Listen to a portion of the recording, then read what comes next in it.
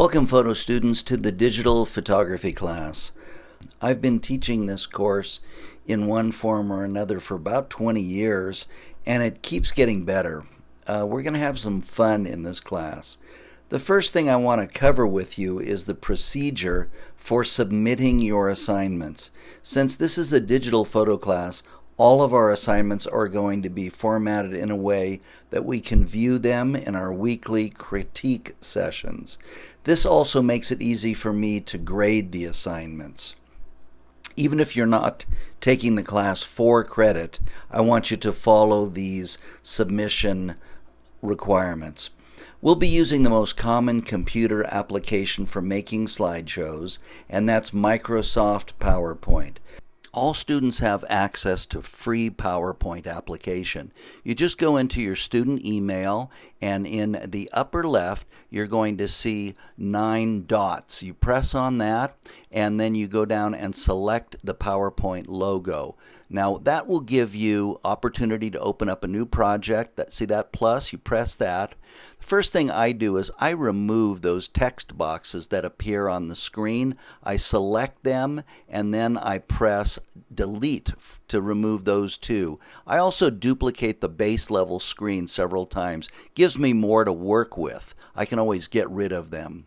It's really important that you submit things using Canvas. First, let's go through how you're going to submit your items using PowerPoint, and then we'll go on to talk about Canvas. You can view this video on your cell phone and have it on the desk right next to the keyboard when you're working on a computer. That's the best way to answer your questions and get through the process.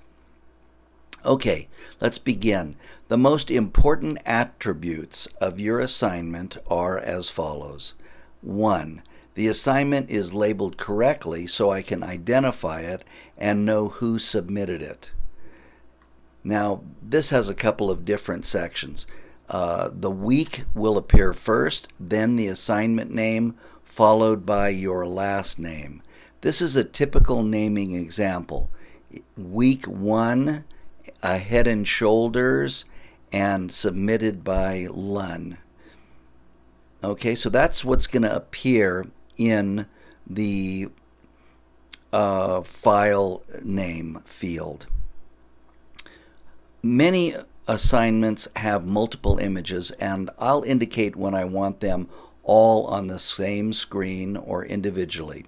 I'm going to have 3 images on this submission, so I duplicate the base screen to make 3 of them. I just click on the base screen and I press, for a Macintosh, it's a Command D, or under the File menu, you just pull it down and it'll say duplicate.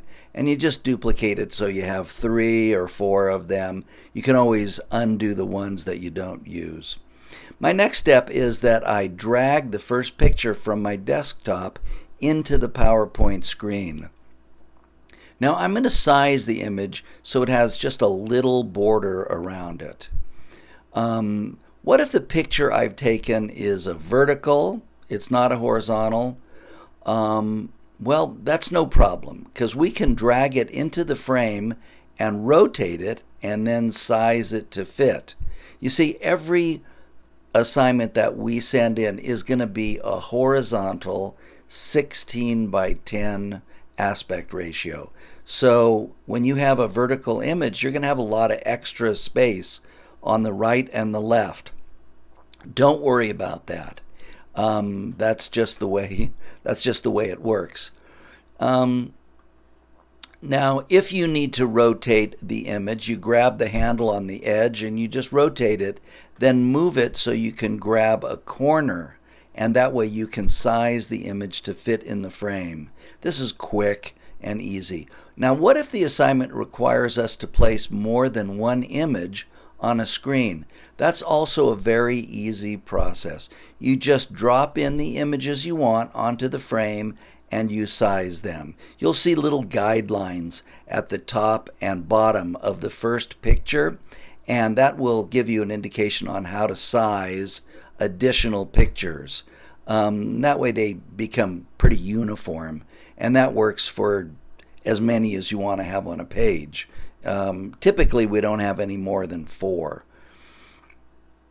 You may be required to label them, and when we do that, we're using the text tool, because when we have multiple images on a page, it can be confusing.